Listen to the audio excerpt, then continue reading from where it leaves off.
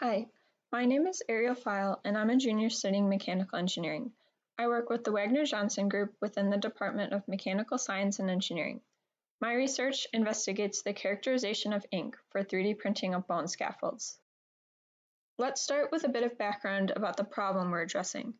Bone loss complications can occur for numerous reasons, and bone grafting is currently the standard procedure used to treat and replace damaged bone tissue with healthy tissue from another source. However, while bone grafting is effective, it has significant drawbacks. This problem is why we work on bone scaffolds. Bone scaffolds are biocompatible structures which, when implanted in the body, allow for healthy tissue to integrate and grow into the structure's pores, as shown in these images here. To make the bone scaffolds, there's a specific sequence that we use, starting with the creation of the ink. This is what I focus on. Then the scaffolds can be printed, and post-processed, and finally biologically implanted. As I mentioned, I study the ink used for 3D printing. This ink starts out as a powder base of two materials, dicalcium phosphate and calcium carbonate, which combine to form hydroxyapatite, which is actually naturally found in your bone and teeth. I study the material characteristics of this powder, such as with particle size and phase. I work towards improving the manufacturing processes so that we have good, rigid scaffolds that look like those in the image on the right, as opposed to the melting scaffold on the left. To obtain the ideal powder we want for the ink, we use two processing techniques: ball milling, which serves to reduce the particle size of the powder, and calcining, a heat treatment which induces phase change in the material. After processing the powder, I utilize a few characterization techniques to determine if our manufacturing processes are fully effective.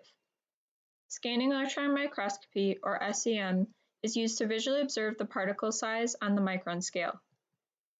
X-ray diffraction, or XRD, analyzes the crystalline structure of the resulting powder from heat treatment. This is to determine the weight percent of these two final compounds, which is important for final in vivo compatibility.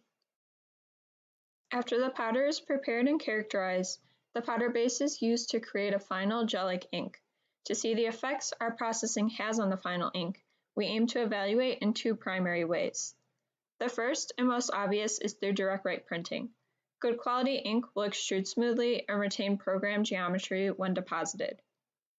The next way we can evaluate is through rheological measurements. Rheology is the study of how material flows, and rheological measurements of the ink provide us with data which can help us quantify what good and bad ink means. Using these methods and analysis techniques, I was able to fully characterize and quantify the powder for the standard ink protocol. We were able to obtain desired particle size and shape in addition to the desired phase composition. The standard protocol used to process the powder is shown here. As you may note, this process is extremely long, taking more than 152 hours. From the step-by-step characterization I performed, we've begun investigating the effects of shortening the process. This is currently an in-progress study, and more trials are needed to confirm a new protocol.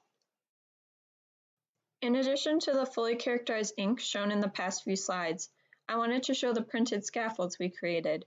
The images on the left show several prints using my ink, and the SEM images on the right show the microstructure of the rods after post-process sintering.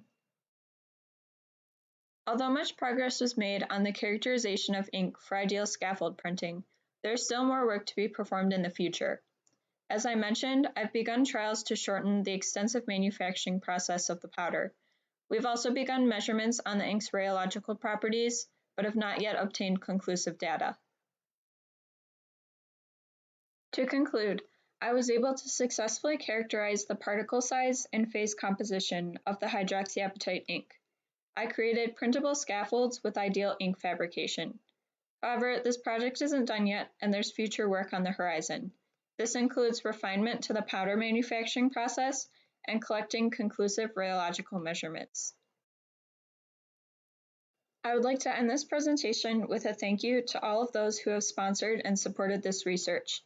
And a special thanks goes out to all members of the Wagner-Johnson Group and those who have provided guidance. To learn more about the Wagner-Johnson Group, please visit the website attached to the QR code shown here. And thank you for listening to this presentation. I hope you've enjoyed.